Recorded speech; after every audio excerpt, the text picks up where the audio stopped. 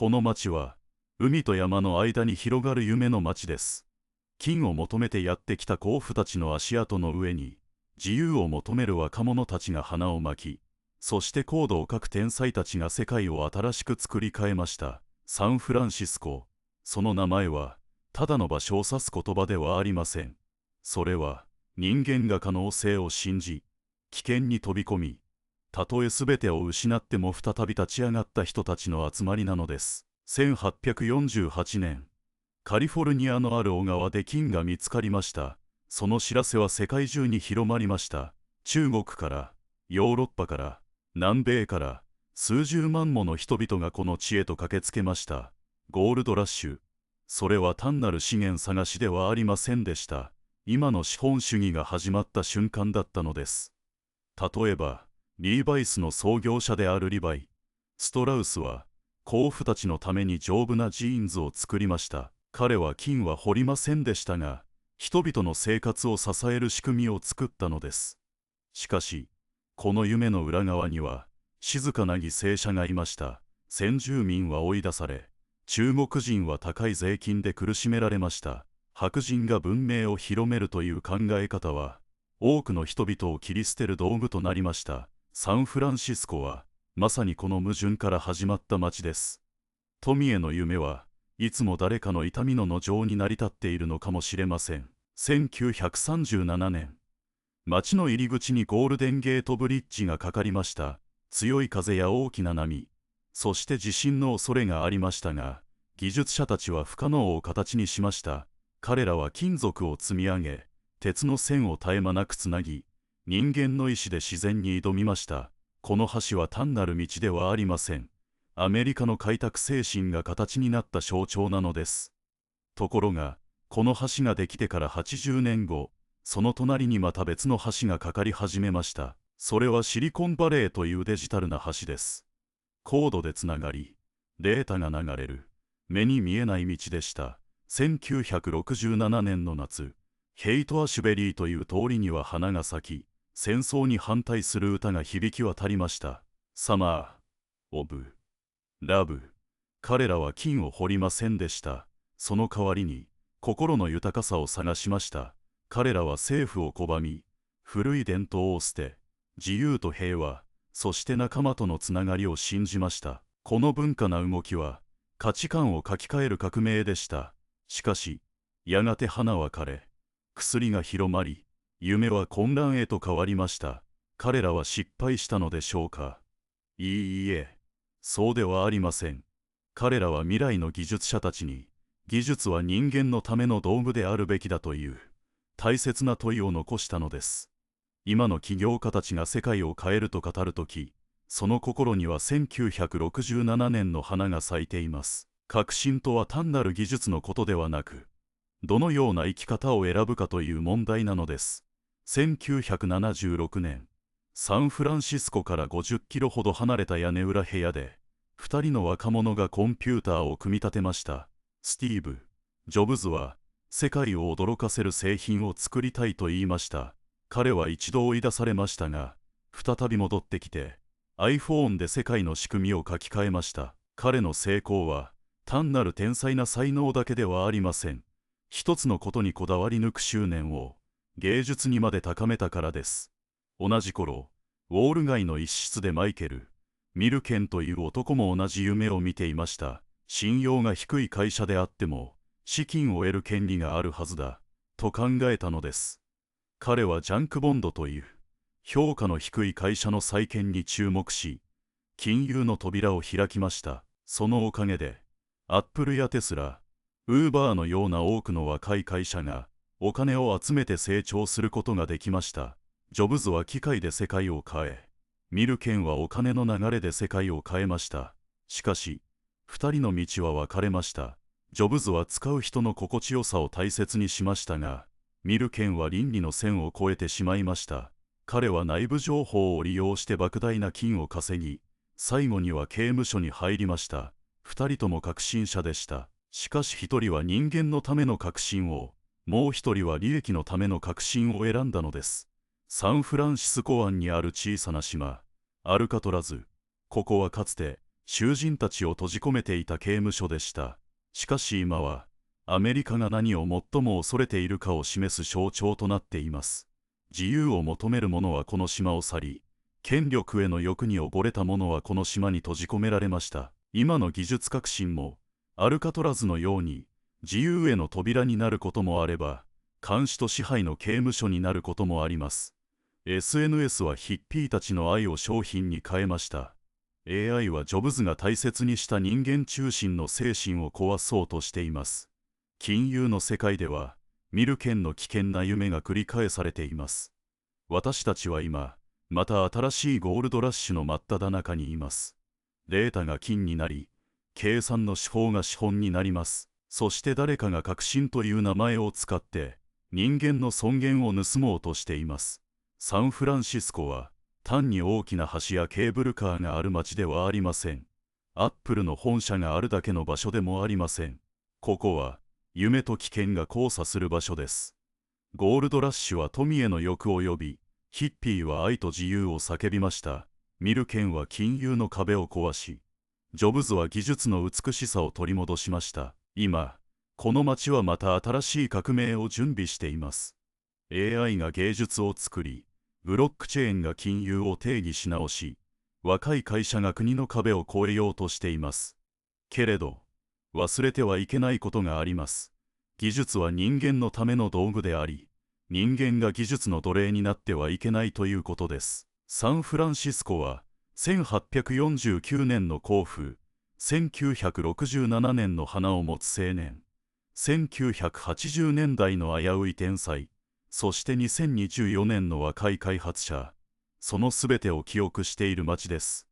彼らに共通していることは何でしょうか。それは、不可能だと言われる世界に、自分だけの可能性を作り出したことです。しかし、その可能性は誰のためのものなのか、それこそが、この街が今日も私たちに問いかけていることなのです。神様に聞きます。あなたはどのような革新を作るのでしょうか。その革新が、誰かの夢を殺さないことを願います。倫理のない革新は、ただの騒音に過ぎません。サンフランシスコ、2024年。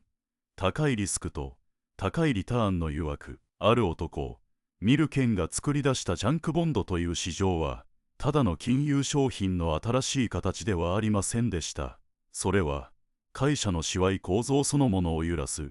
レバレッジドバイアウトという革命の知の力となりました。レバレッジドバイアウトは、簡単に言うと、回収したい会社の資産や、これから稼ぐお金を担保にして、玉躯の借金をすることです。そして、その借金を使って少数の投資家が会社を回収する手法です。普通の回収では、自分のお金が中心になります。しかし、この手法では、借金が 90% 以上を占まることも珍しくありません。まさに、他人のお金で他人の会社を買うという、とても大胆な戦略でした。この無茶なやり方を可能にしたのが、ミルケンが提供したジャンクボンドという資金源でした。彼は、回収ファンドや、やり手の経営者たちにこう宣言しました。あなたのビジョンさえあれば、お金は私が集めてみせよう。と、こうして、ウォール街には今までになかった回収ブームが巻き起こりました。その代表ナレイが、1985年の RJR ナビスコの回収です。当時、世界最大規模の案件として、40-50億ドルという、とんでもない金額が動きました。この取引は、本や映画にもなり、世界中の注目を集めました。回収した側は、ミルケンの力を借りてお金を集め、株主には巨額の配当を渡しました。投資家は莫大な利益を得ましたが、その後、回収された会社は、重い借金の負担に苦しむことになったのです。ミルケンのやり方は、資本主義の本質を鋭くついたものでした。効率化という名の下に、無駄な部門を切り売りし、人をクビにして、短期間で利益を最大にする。この流れは、株主の価値を最大にするという、現代の資本主義の教えとぴったり一致していました。しかし、その代償は大きすぎました。従業員の大量解雇、地域の経済の崩壊、そして会社が持っていた文化の破壊。社会なコストはずっと無視され続けました。そして倫理の崩壊と帝国の終わりがやってきます。ミルケンの成功はウォール街に手段を選ばない勝利という美学を広めました。内緒の情報を利用した取引や決算のごまかし、嘘の格付けなど決まりの隙間を縫う不正がはびこり始めました。ミルケン自身も1989年に証券詐欺や嘘の記載など98件の罪で起訴されました。裁判では彼が顧客に有利な債券を優先に渡したり、非公開の情報をもとに取引していたことが明らかになりました。1990年、彼破罪を認め、禁錮2年、罰金6億ドルという当時最高額の判決を受け、証券業界から一生追放されました。彼がいた会社は事実上倒産しました。ジャンクボンドの市場は一時に冷え込みましたが、その考え方は消えませんでした。むしろリスクを取って富を作るという哲学は、その後のシリコンバレーのベンチャーキャピタルや2000年代の住宅ローン、そして現代のスパックブームへと受け継がれています。ここに歴史の皮肉があります。面白いことに、ミルケン川行った刑務所は、かつてロックフェラー財閥が慈善事業の一環として作った施設でした。石油王が築いた秩序と金融の反逆者が壊した混沌、その両極の間に現代資本主義の本質がぎゅっと詰まっているように感じられます。出所した後、ミルケンは医療研究や教育への巨額の寄付を通じて社会に布局しました。ミルケンインスティチュートを設立し、経済政策の提言を続けています。その一方で、彼の名前は今でもウォール街の悪魔、資本主義の闇の象徴として語られることが多いです。けれど、彼が作り出した仕組みは、今でも世界中のスタートアップや中堅会社にお金を送り続けています。良いか悪いかを超えたシステムの革新者、それこそがマイケル・ミルケンという男の本当の姿なのかもしれません。自由な市場や思想、そして探求が生み出す爆発な創造性は、同時にコントロールできないリスクと倫理な危機をはらんでいます。その緊張関係こそが、近代資本主義とグローバル文明を動かす原動力であり、また、その限界でもあるのです。この物語は、4つの舞台で具体に描かれています。1つ目は、1980年代のアメリカ、ミルケンがジャンクボンドを作り、資金調達を民主化したことで、中小会社が大企業を回収できるようになりました。しかし、それは過度な借金や雇用の破壊、そして不正という代償を伴いました。これは、現代のファンドや証券化市場の起源となり、金融工学という武器が持つ、2つの顔を私たちに教えてくれました。2つ目は、17世紀のアムステルダム、世界初の株式会社や証券取引所が生まれ、宗教や思想の自由が認められた自由の港でした。中流階級の人たちも投資ができるようになり、経済、知、そして信仰の自由が合わさることで、大きな創造性が生まれました。しかし、そこにはチューリップのバブルのような投機や、富の集中、そして植民地支配という影もありました。ここは、現代の資本市場や、多様な文化が共生する都市、そしてオープンイノベーションの原型となった場所です。3つ目は、1848年のカリフォルニア、ゴールドラッシュです。金鉱が発見され、多くの人々が自分の夢を叶えるために大移動しました。個人の機会は平等になり、自己実現の夢が広がりました。しかし、その裏側では、無法状態や先住民への暴力、人種差別、そして環境破壊が起こりました。自由という名前の下で、暴力の構造が生まれたのです。それでも、これがアメリカの国土を完成させ、移民社会を作り、資源による成長を始めるきっかけとなりました。4つ目は、1859年のペンシルベニア、世界初の商業な石油採掘が始まりました。黒い水から光と動力を得るという技術な自由が、灯油革命を起こしました。しかし、それは環境への負荷や、資源をめぐる争い、そして産業の支配構造を変えることになりました。これは化石燃料文明の始まりであり、技術革新が社会を根本から作り変える力の証明でもありました。こうした自由とリスク、そして革新の歴史を支えていたのは、個人の精神な力、つまりグリッドという粘り強さでした。ジョブズやキュリーのような人々が持っていた諦めない心です。ここで3つの二面性が見えてきます。一つは金融の自由化、効率に資金を回し革新を進める力がある一方で、不正やリスクを招く危険があります。二つ目は思想や信仰の自由、多様な考え方が創造性の源になる一方で、社会の分断や排外主義を生むことがあります。三つ目は自然資源へのアクセスの自由、経済を成長させ生活を豊かにする一方で、支配や環境破壊、不平等な富の分配をもたらします。制御のない自由は破滅を招きます。しかし厳しすぎる制御は進化を邪魔します。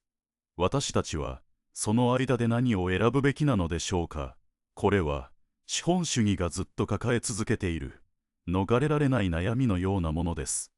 さて、ここから先、私たちが注目すべき物語がいくつかあります。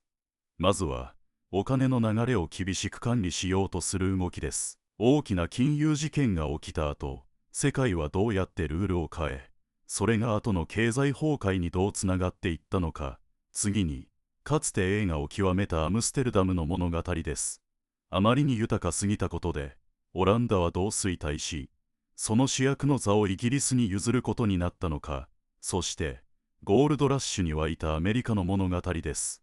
金を探す人々が押し寄せた後、鉄道が敷かれ、政府が西へ進む政策を強めました。その陰で、先住民の方々が強制に移住させられた悲しい歴史があります。さらに、石油というエネルギーが広まったことで、私たちの生活は自動車中心に変わり、街の形まで変わりました。それが今の気候変動という大きな問題にどうつながっているのか。これらはすべて自由を手に入れた後に、その成果を守るためにどうやってコントロールするかという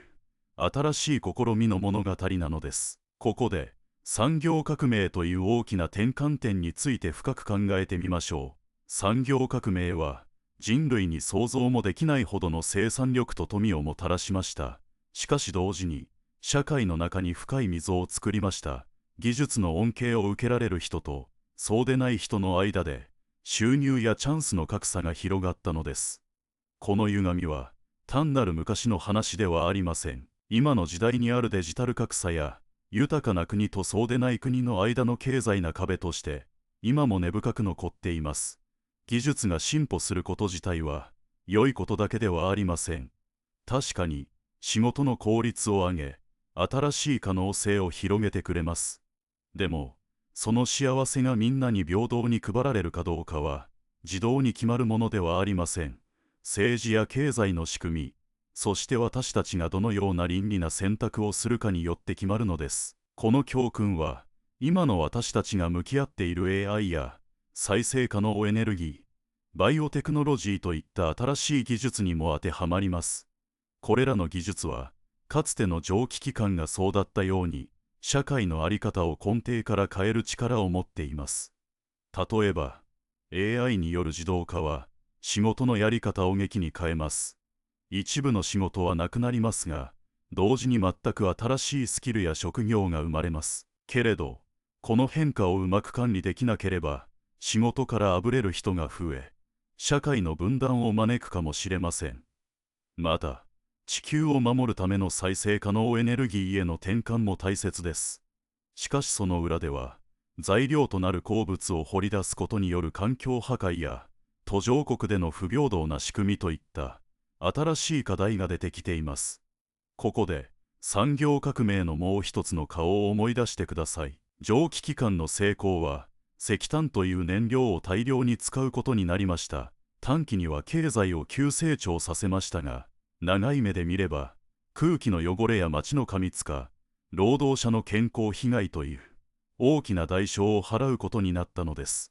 その後19世紀後半になると、よりきれいで使いやすい電気という力が登場します。ファラデーの発見やエジソンの電球、テスラの送電システムといった科学の力が組み合わさり、電気は工場だけでなく家や街灯にまで広がりました。これで人々の暮らし方は根本から変わったのです。さらに内燃機関の開発によって蒸気機関よりも小さくて強力なエンジンができました。これが自動車や飛行機を生み出し、人や物の移動はかつてないほど速くなりました。世界中で情報やお金が激しく行き交うグローバルな時代が加速していったのです。これらの歴史が教えてくれるのは、単に技術が進化したということではありません。その度に誰のためにどのような社会を作りたいのかという価値判断があったということです。産業革命から私たちが受け継ぐべきは、技術を追い求める心だけでなく、その結果に対して責任を持つという意識なのです。ですから、今、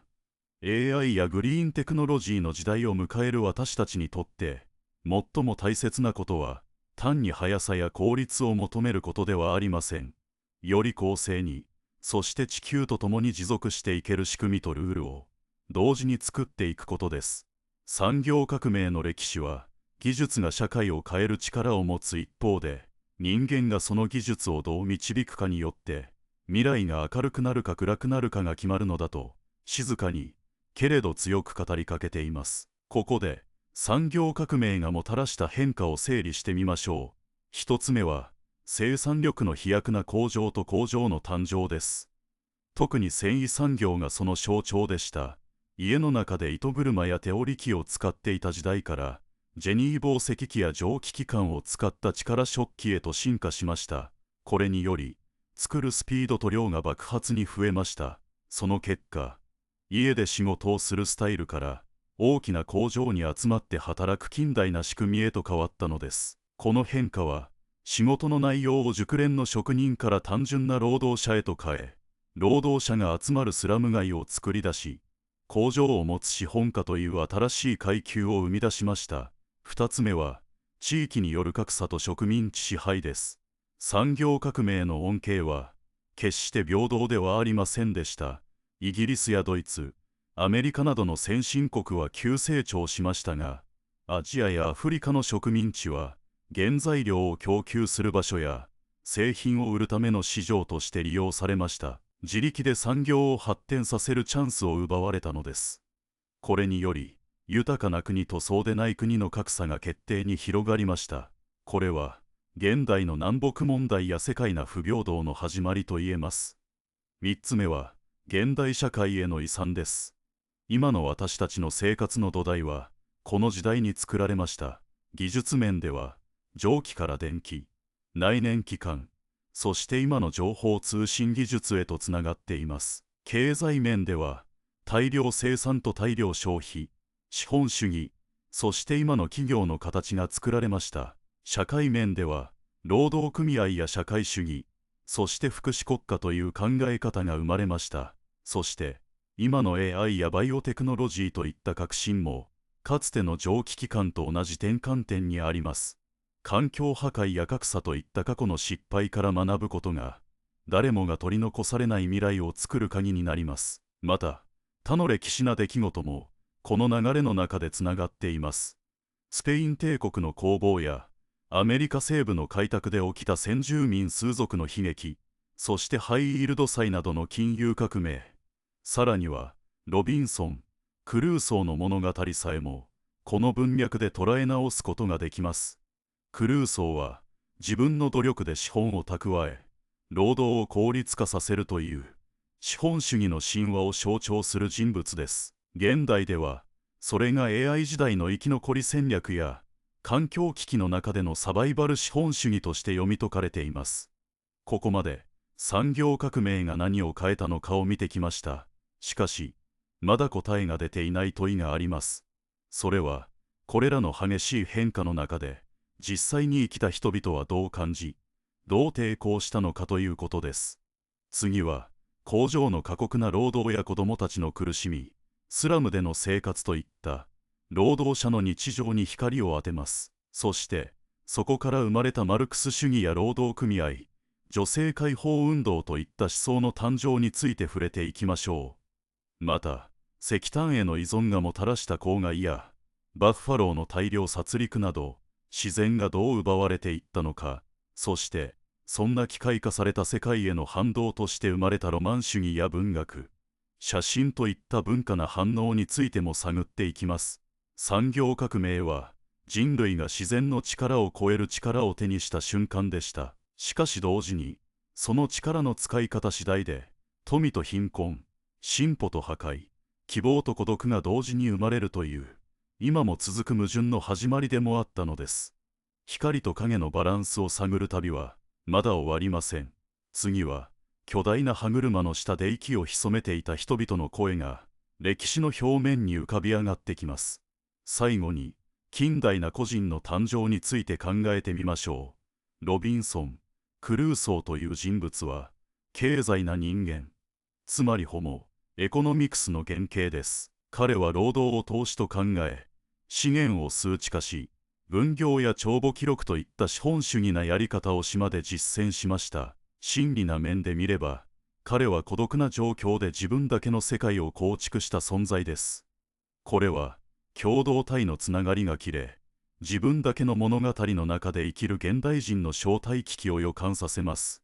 こうした個人の在り方は、世界初の株式会社であるオランダ東インド会社や、アムステルダムの証取引所といった金融の革新と深く結びついていました。個人のリスクをどう管理し、どう投資するかという考え方が、ここから始まったのです。昔は、土地を持つ人が全てを支配する時代でした。しかし、次第に契約という約束に基づいた柔軟な力の仕組みが土地に縛られた古い体制にとって変わりました。まるで誰もいない荒れ果てた島を自分の力で使い勝手のいい場所へと作り変えていく物語のように、社会全体が資本主義という新しい計画へと作り直されていったのです。お金と金融の仕組みもともとの役割は単に物を交換することだけではありませんでした。それは社会の仕組みを形作る層のようなシステムだったのです。大昔には計算に使う道具や遠くへ送れる手形のようなものが使われていました。時代が進むとアムステルダムやイングランドに銀行ができ、それが今の中央銀行という仕組みにつながります。そして現代ではアメリカの連邦準備制度理事会、いわゆるフェドやビットコインのような管理者のいないデジタルなお金が登場しました。この進化は、権力の持ち方が変わったことを意味しています。重たい土地に縛られていた領主の時代から、契約書や資本という、軽やかで遠くまで届く力を持つ商人や投資家の時代へと移り変わったのです。現代の金融の世界では、複雑な市場を読み解こうとするさまざまな工夫が見られます。ろうそくのような形のチャートや、同じパターンが繰り返される構造、そして資産を4等分して売買する方法など、技術な分析が試みられています。また、老後の資金計画についても考え直す必要があります。かつて信じられていた資産の 4% を切り崩して生活するというルールは、今の寿命や金利、市場の現実には合わなくなっています。そのため、今の時代に合った新しいお金のモデルが必要です。さらに、会社を新しく作ることや、外国のお金のルール、香港での上場など、複雑な金融の世界において、法律は迷わないための羅針盤のような役割を果たしています。しかし、歴史は私たちに警告も与えています。ベアリングス銀行の事件がそうであったように、技術が進歩しても、人間の欲張りな心や、内部のチェック機能が足りないという問題は何度も繰り返される危険な要因となります。また、物語の動物農場が教えてくれるように、権力は少しずつルールを書き換え、みんなで参加する共同体を一部の特権階級だけが支配する仕組みに変えてしまうことがあります。アフリカの事例を見ると、法律が守られ、透明性があり、現実な考えに基づいた改革を行うことが成功の条件です。シンガポールや韓国がそうであったように、そして、ブロックチェーンやアフリカ大陸自由貿易圏という取り組みは、新しい可能性を育てる種となるでしょう。先が見えない時代に私たちはどう向き合うべきでしょうか。まずは技術を賢く使うことです。N8N と AI を組み合わせて、たくさんある動画の内容を短くまとめることで、情報の洪水の中から本当に必要な知識だけを自動で取り出すことができます。同時に古典に戻ることも大切です。チェーホフの文学のような人文学に触れることで、激しく変わる世界の中でも、決して変わることのない人間の本質について深く考えることができます。人類はこれまで、海を越えた貿易や金融の革新、そして個人の自由という、当時は不可能に見えた大きな変化の中で、新しい秩序を作り出してきました。そして今、私たちはデジタル通貨や気候の危機、いくつもの問題が同時に起きる多重危機という、新たな転換点に立っています。この困難を乗り越える答えは、歴史から学ぶ洞察、経済の仕組みへの理解、便利な技術、そして倫理な気づきを一つにまとめることで見つかるはずです。